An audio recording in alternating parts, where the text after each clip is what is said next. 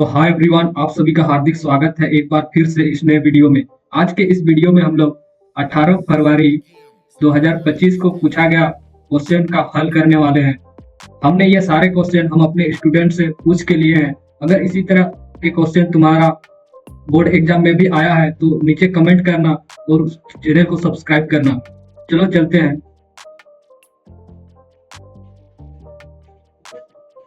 तो तुम देखो, क्या तुम्हारा भी यही पैसेज आया था 1 से 4 के बीच पूछे जाने वाले प्रश्न के उत्तर, जिसमें पैसेज था साहित्य को समाज का दर्पण कहा गया है कि उसके माध्यम से हम युग विशेष की समस्याओं और परिस्थितियों और भावनाओं की जानकारी प्राप्त कर सकते हैं। इस तरह के पैसेज पूछा गया है। तो इसका प्रश्न देखते हैं। इसमें पहला क्वेश्चन पूछा गया था, साहित्य को समाज का क्या कहा जाता है?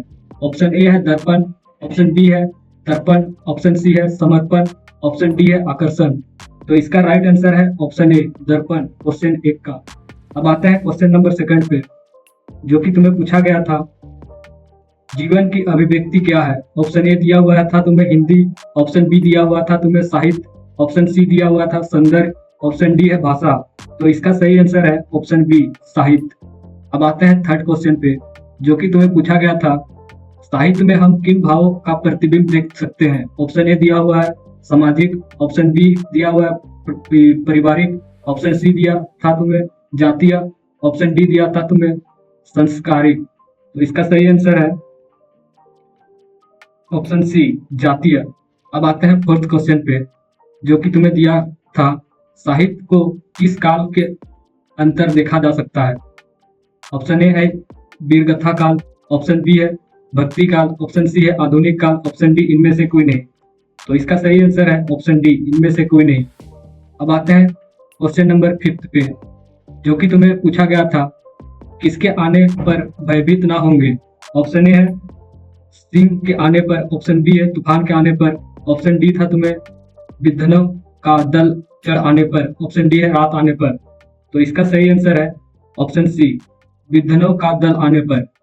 अब आते हैं क्वेश्चन नंबर 6 पे, जो कि तुम्हें पूछा गया था, भारतवासी किसकी खातिर ग्रहित कर्म यानी कि निर्दय कार्य नहीं करेंगे? ऑप्शन ए है शूद्र स्वार्थ, ऑप्शन बी है भय, ऑप्शन सी है दीनता, ऑप्शन डी है भीख। तो इसका सही आंसर था ऑप्शन ए शूद्र स्वार्थ।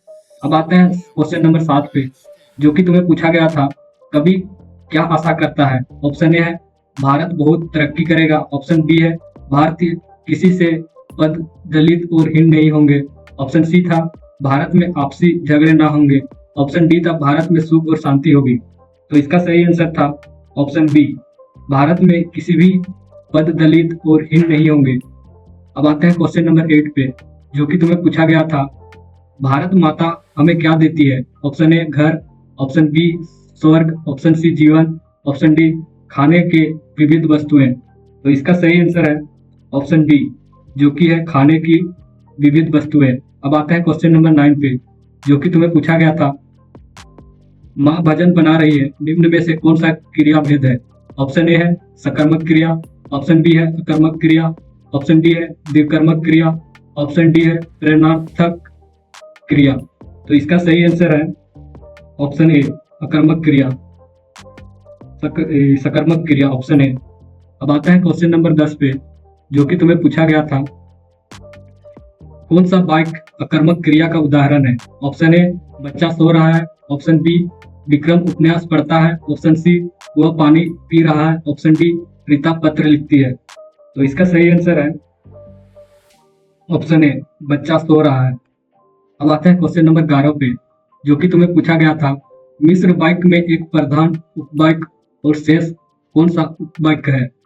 ऑप्शन ए है आश्रित उपवाक्य, ऑप्शन बी है सरल उपवाक्य, ऑप्शन सी है संयुक्त उपवाक्य, ऑप्शन डी है मिश्र उपवाक्य। तो इसका सही आंसर था ऑप्शन ए आश्रित उपवाक्य।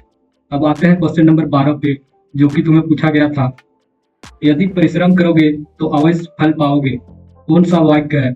ऑप्शन ए सरल, ऑप्शन बी संयुक्त, ऑप्शन सी मिश्र, ऑप्शन डी उपवाक्य। तो इसका सही आंसर था ऑप्शन डी उपवाक्य।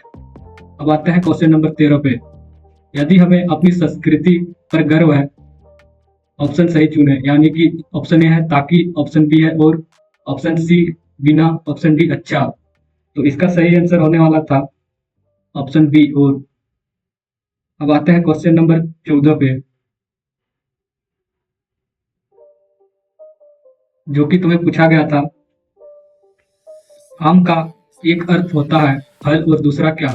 ऑप्शन ए दिया हुआ था तुम्हें आसान, ऑप्शन बी है सामान्य, ऑप्शन सी दिया हुआ था सस्ता, ऑप्शन डी हुआ दिया था तुम्हें आत्मा। तो इसका सही आंसर है ऑप्शन बी सामान्य। अब आता है क्वेश्चन नंबर 15 पे, जो कि तुम्हें पूछा गया था। निम्न में से भाववाच्य का उदाहरण कौन सा है? ऑप्शन ए है घोड़ा दौड़ता है, ऑप्शन बी है किसान हल चलाता है, ऑप्शन सी है माँ से चला नहीं जाता, ऑप्शन डी है प्रेमचंद्र द्वारा कहानी लिखी गई। तो इसका सही आंसर है ऑप्शन सी माँ से चला नहीं जाता। अब आते हैं क्वेश्चन नंबर 16 पे, माता पिता कौन सा समास है? ऑप्शन ए अव्यय भाव, ऑप्शन बी द्वंद्व, ऑप्शन सी बहुब्रीहि, ऑप्शन डी कर्मधारय। तो इसका सही आंसर है ऑप्शन बी द्वंद्व समास। अब आता है क्वेश्चन नंबर 17 पे, प्रस्तुत गद्यांश किस पाठ से लिया गया है? ऑप्शन ए नेताजी का चश्मा, ऑप्शन बी था तुम्हारा कहानी यह भी, ऑप्शन सी है बाल गोविंद भगत, ऑप्शन डी है लखनवी अंदाज। तो इसका जो सही आंसर था वो था तुम्हारा ऑप्शन नंबर बी एक कहानी यह भी। अब आते हैं क्वेश्चन नंबर 18 पे, जो कि तुम्हें पूछा गया था। बड़ी बहन से तुलना किए जाने पर लेखिका के मन में कैसी भाव उत्पन्न हो गई? ऑप्शन ए प्रेम, ऑप्शन बी क्रोध, ऑप्शन सी ईर्ष्या, ऑप्शन डी हीन। तो इसका सही आंसर था वो था ऑप्शन बी हीन। बात है क्वेश्चन नंबर 19 पे, प्रस्तुत काव्यांश किस पाठ से लिया गया है? ऑप्शन ए फसल था, ऑप्शन बी उत्साह था, ऑप्शन सी पद था, ऑप्शन डी दंतुरित मुस्कान। तो इसका जो सही आंसर था वो था ऑप्शन बी यानी कि उत्साह। अब आते हैं क्वेश्चन नंबर 20 पे, जो कि तुम्हें पूछा गया था। कविता में बादल किसका प्रतीक है? ऑप्शन ए वर्षा का, ऑप्शन बी शीतलता का, ऑप्शन सी फसल का, ऑप्शन डी पौरुषिक और क्रांति का। तो इसका सही आंसर है ऑप्शन डी पुरुष और क्रांति का। अब आते हैं क्वेश्चन नंबर 21 पे, बालक अमीरुद्दीन रियाज के लिए किस मंदिर में जाया करते थे? ऑप्शन ए संकट मोचन मंदिर, ऑप्शन बी विश्वनाथ मंदिर, ऑप्शन सी बालाजी मंदिर, ऑप्शन डी महादेव मंदिर। तो इसका जो सही आंसर था वो था तुम्हारा बालाजी मंदिर। अब आते हैं क्वेश्चन नंबर 22 पे, जो कि तुम्हें पूछा गया था। बूढ़ा मरियल सा आदमी कौन था? ऑप्शन ए हालदार साहब, ऑप्शन बी कैप्टन चश्मे वाला, ऑप्शन सी पान वाला, ऑप्शन डी ड्राइविंग मास्टर। तो इसका जो सही आंसर था वो था तुम्हारा ऑप्शन बी कैप्टन चश्मे वाला। अब आते हैं क्वेश्चन नंबर 23, जो कि तुम्हें पूछा गया था। बाल गोविंद भगत लगभग कितने वर्ष के थे? ऑप्शन ए दिया है 40 वर्ष, ऑप्शन बी है 50 वर्ष, ऑप्शन सी है 60 वर्ष, ऑप्शन डी है 70 वर्ष। तो इसका सही आंसर था वो था ऑप्शन सी 60 वर्ष। अब आते हैं क्वेश्चन नंबर 24 पे, जो कि तुम्हें पूछा गया था। कहानी लेखन के लिए क्या आवश्यक है? ऑप्शन ए विचार, ऑप्शन बी पात्र, ऑप्शन सी घटना, ऑप्शन डी इनमें से कोई नहीं। तो इसका जो सही आंसर था वो था तुम्हारा ऑप्शन बी इनमें से कोई नहीं। अब आते हैं क्वेश्चन नंबर 25 पे, श्री राम ने किसके धनुष तोड़ा था? ऑप्शन ए परशुराम के, ऑप्शन बी शिव जी के, ऑप्शन सी ब्रह्मा के, ऑप्शन डी विष्णु के। तो इसका सही आंसर था ऑप्शन बी शिव जी के धनुष तोड़े थे श्री राम। अब आते हैं क्वेश्चन नंबर 26 पे, जो कि तुम्हें पूछा गया था। गोपियों ने करवी करकी के समान किसे बताया है? ऑप्शन ए प्रेम संदेश, ऑप्शन बी योग संदेश, ऑप्शन सी कुएं को, ऑप्शन डी कृष्ण को। तो इसका जो राइट आंसर था वो था ऑप्शन बी योग संदेश। अब आते हैं क्वेश्चन नंबर 27 पे, जो कि तुम्हें पूछा गया था। कवि के अनुसार छाया को छूने से क्या होता है? ऑप्शन ए सुख की प्राप्ति, ऑप्शन बी दुख की प्राप्ति, ऑप्शन सी धन की प्राप्ति, ऑप्शन डी भजन की प्राप्ति। तो इसका सही आंसर था वो था तुम्हारा ऑप्शन बी दुख की प्राप्ति।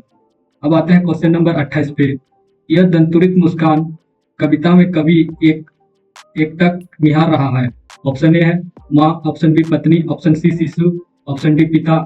तो इसका राइट आंसर था वो था ऑप्शन सी शिशु।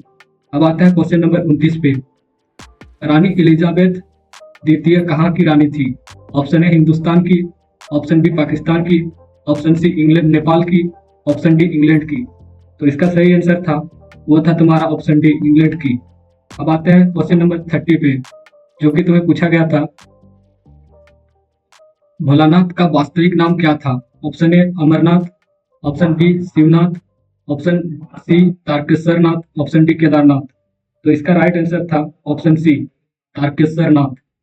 अगर वीडियो पसंद आया और आगे वाला पार्ट यानी कि 31 से लेके आगे का पार्ट को पाना चाहते हो तो चैनल को सब्सक्राइब करो, क्योंकि आगे का पार्ट के लिए हमारा टीम पूरी तरह से जुड़ी हुई है, बच्चों से पूछ के क्वेश्चन। बात तो सही है। मिलते हैं नेक्स्ट वीडियो के अंदर, तब तक चैनल को सब्सक्राइब करके रखें।